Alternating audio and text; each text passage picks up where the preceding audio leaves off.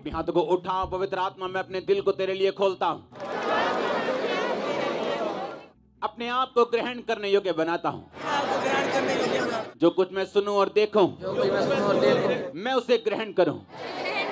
तेरा आत्मा आज मेरी अगुवाई करे ग्रेटनेस के लिए, उस डेस्टिनी को पूरा करने के लिए जिसके लिए आपने मुझे चुना। आज मैं तैयार हूं पवित्र आत्मा के कामों को अपनी जिंदगी में ग्रहण करने के लिए। प्रभु यीशु मसीह के सामर्थी नाम में हम मांगते हैं। स्वागत है जीवित परमेश्वर की जीवित हजूरी में। बैठ जाओ अपने शरीर में, अपनी बाइबल को उठाओ अपने हाथों में और बोलो, मैं इस वचन से प्यार करता हूं। मैं इस वचन से प्यार करता हूं। ये वचन मेरे शुद्ध रहने का आधार, मेरे जीने का आधार है। मेरे जीने का आधार है। इसी से परमेश्वर मुझसे बात करता और मुझे छुड़ाते हैं। उठाओ अपने हाथों को, अपनी पवित्र बाइबल को उठाओ।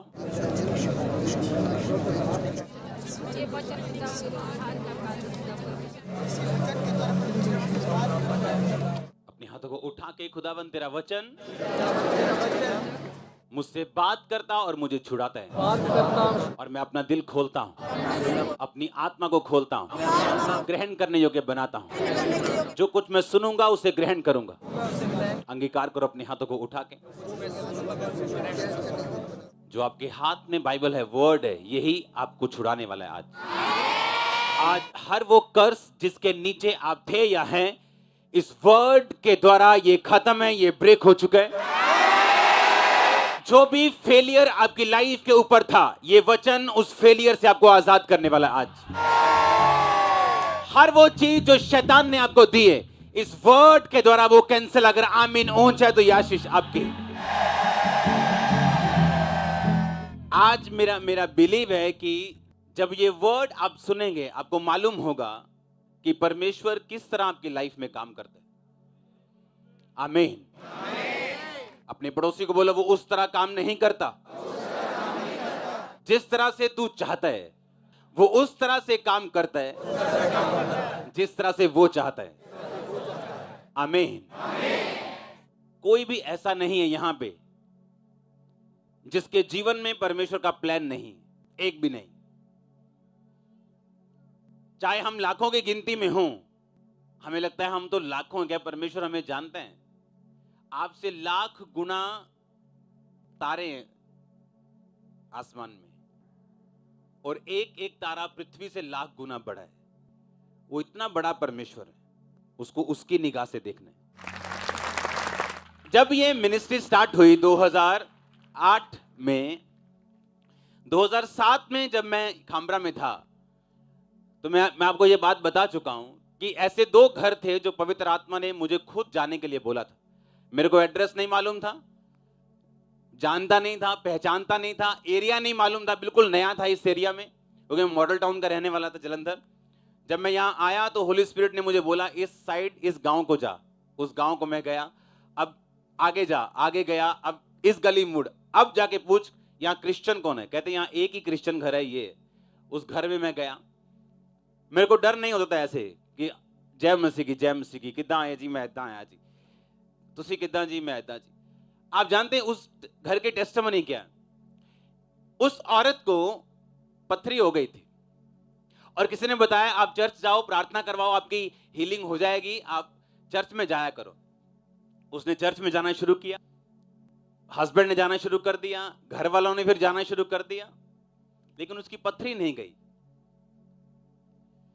और जब मैं उसके घर गया, उसने मुझे बताया कि अभी मेरा पथरी का ऑपरेशन हुआ है प्रभु में आने के 20 साल बाद या 25 साल बाद। जिस कारण मैं परमेश्वर में आई थी, मुझे उसका ऑपरेट करना पड़ रहा है। मैं जानता हूं बड़ी अजीब टेस्टिमनी होगी आपके लिए।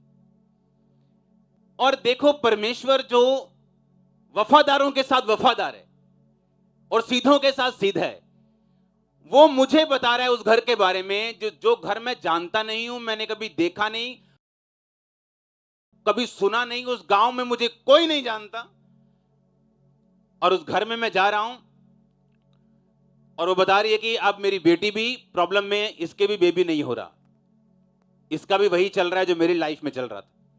परमेश्वर ने मुझे कहा इन पे प्रार्थना करनी शुरू कर। प्रेयर हुई, बेबी बॉय अगले साल, उसका घराना, उसका बाप और उसको खुद उसके बाद हीलिंग परमेश्वर ने दी। उसको और भी दिक्कतें थी। इमेजिन करो अगर उन 15 सालों में जब उसकी हीलिंग नहीं हुई, अगर वो परमेश्वर में ना होती तो क्या परमेश्वर मुझे उस घर का एड्रेस बताता? अब हाल ये था कि उस बीमारी के कारण परमेश्वर में तो आ गए, अब एक बीमारी तो अड़ गई है, लेकिन उसकी लाइफ में अदर थाउजेंड्स ब्लेसिंग आ चुकी हैं, हजारों। इमेजिन करो अगर वो इस छोटी सी बात से कि मेरी पथरी का हल नहीं हुआ परमेश्वर में ना होती, तो आज भी उसकी बेटी बच्चे को तरस रही होती, आज भी उसका हस्बैंड हीलिंग को तरस रहा होता, आज भी वो दूसरी हीलिंग्स के लिए तरस रही होती। कई बार परमेश्वर एक छोटी चीज को पकड़ के रखता है आपकी लाइफ में, आपकी वफादारी को जांचने के लिए, आपकी जेन्युइनिटी को परखने के लिए, आपके विश्वास को समझने के लिए, क्या आप सचमुच परमेश्वर के पीछे हैं। क्योंकि कुछ संतानें होते हैं जिनको बाप से कम बाप की प्रॉपर्टी से ज्यादा प्यार होता है। वो बाप की प्रॉपर्टी तो चाहते हैं लेकिन बाप को नहीं चाहते। लेकिन कुछ बच्चे ऐसे होते हैं जो बाप को चाहते हैं। तो परमेश्वर मेक श्योर करना चाहता है कि आपको उस डेस्टिनी पे ले जाने के लिए, उस मंजिल तक, उस हायर कुर्सियों तक, उस लेवल तक लेके जाने से पहले वो परखना चाहता है कि आप उसकी प्रॉपर्टी के पीछे हैं या आप अपने बाप के पीछे हैं। फिलिप्पियों की पुस्तक उसका 1 बाप। हे भाइयों, मैं चाहता हूं कि तुम जान लो कि मुझ पर जो बीता है उससे सुसमाचार की बढ़ती हुई है, यहां तक कि कैसर के राज भवन की सारी पलटन और शेष सब लोगों में यह प्रकट हो गया है कि मैं मसीह के लिए कैद हूं।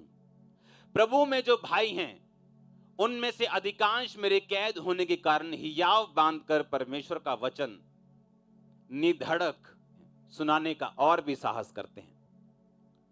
एक पुलिस की पलटन में, सिपाहियों की पलटन में 6 से 12 हजार सिपाही होते थे उस टाइम।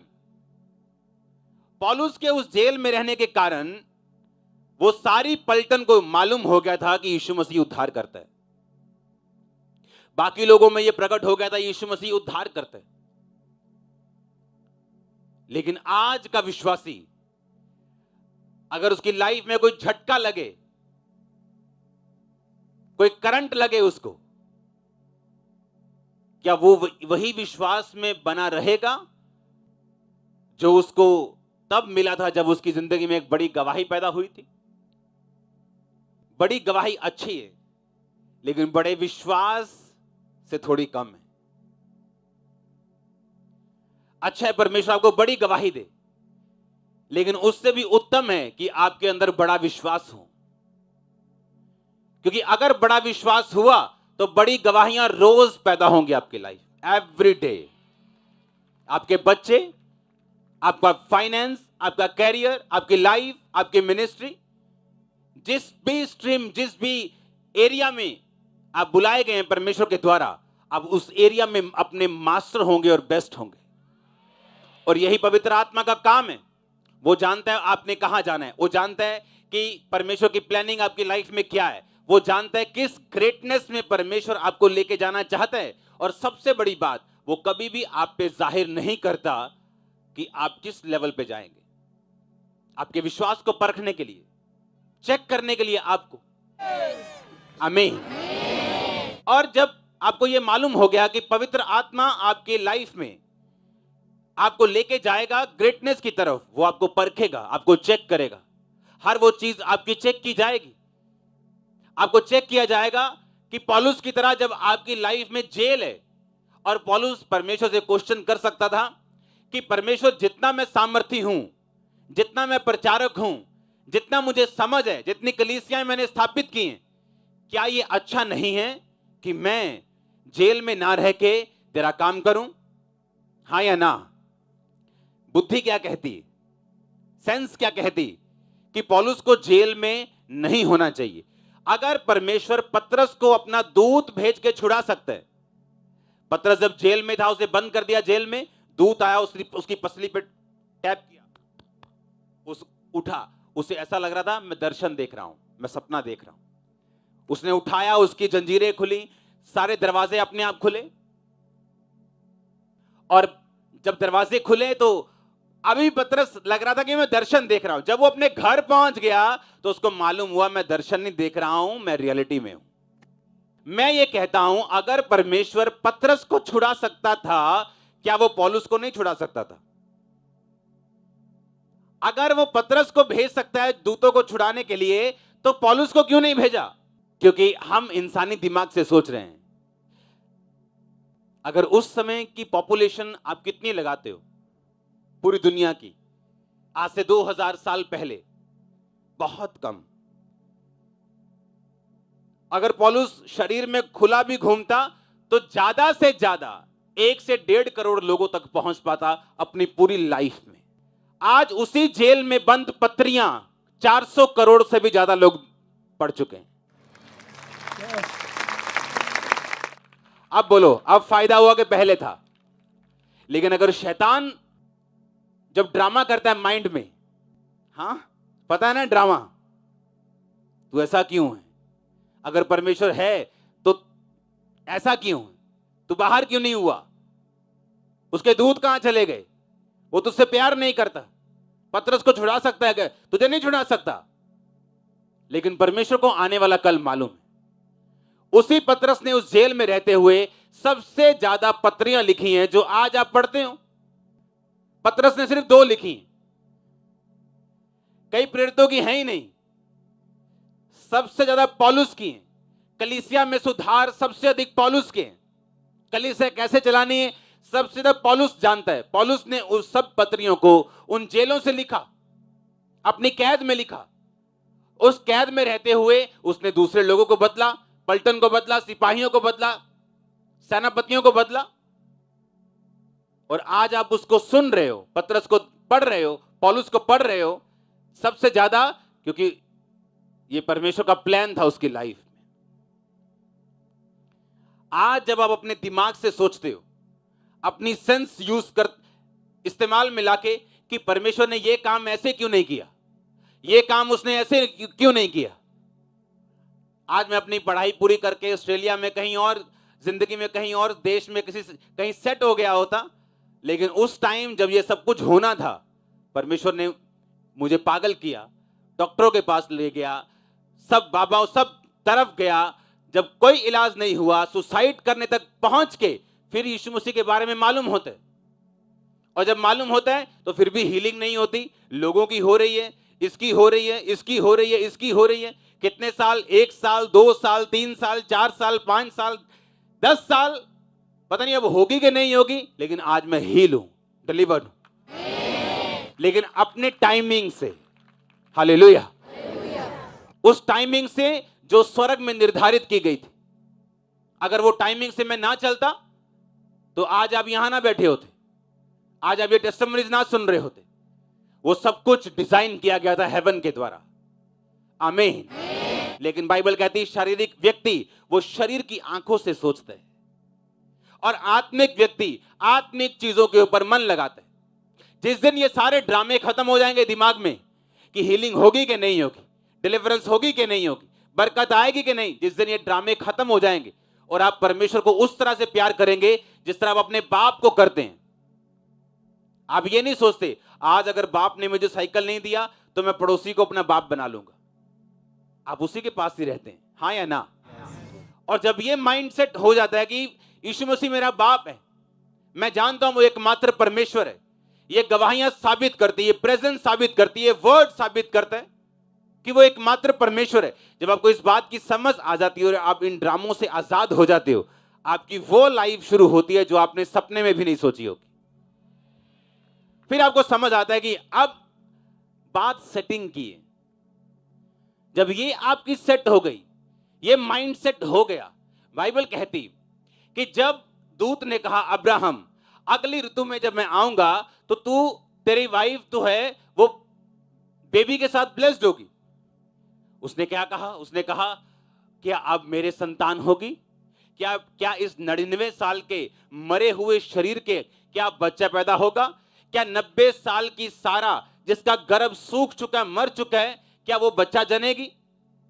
इसका मतलब अब्राहम को ये शक रूपी विश्वास या विश्वास रूपी शक हो चुका था कि अब उसके बेबी तो नहीं होगा। तो वो प्लानिंग कहां गई परमेश्वर की, जिसके लिए परमेश्वर ने उसे अपने पास बुलाया कि मैं तुझे जातियों का मूल कर दूंगा, तेरे वंश में राजा पैदा होंगे। वंश होगा तो पैदा होंगे राजा, बच्चा तो हुआ ही नहीं। और परमेश्वर में आए हुए कितने साल हो चुके हैं? 24 साल। 75 साल का अपना देश छोड़ा था। अब तो वो लोग भी बातें करते हैं कि अब्राहम बड़ी बातें करके गया था कि परमेश्वर यहोवा ने मुझे आवाज लगाई है कि अपना देश छोड़ दे, मैं तुझे ये दूंगा वो दूंगा।